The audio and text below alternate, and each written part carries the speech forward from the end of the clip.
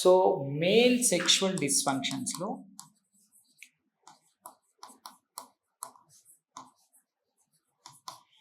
ముఖ్యంగా ఈడి and premature ejaculation, మిగిలిన డిలేడ్ ఎజాక్యులేషన్ కావచ్చు, లో హైపోడిజైర్ అంటే లిబిడో తగ్గిపోవటం కావచ్చు, ఆర్గాస్మిక్ డిజార్డర్స్ అంటాం, అసలు కోరిక లేకపోవటం కావచ్చు, ఇలాంటివన్నీ మేల్ సెక్షువల్ డిస్ఫంక్షన్లోకి వస్తాయి. కానీ ముఖ్యంగా మగవాళ్ళు ఇబ్బంది పడే ఒక 30-40% మంది ఇబ్బంది పడేది ఏంటంటే erectile dysfunction and premature ejaculation. దీన్ని ఎలా ఈజీగా అంటే ప్రోటోకాల్ ప్రకారం ఎలా ట్రీట్ చేయాలో చూద్దాం. మామూలుగా మైల్డ్ టు మోడరేట్ సివియర్ అనే కైండ్స్ ఆఫ్ ఉంటాయి. అది పర్సనల్ థింగ్స్లో ఉంటాయి. వాళ్ళు సివియర్గా ఇబ్బంది పడతారా, అయితే మోడరేట్గా.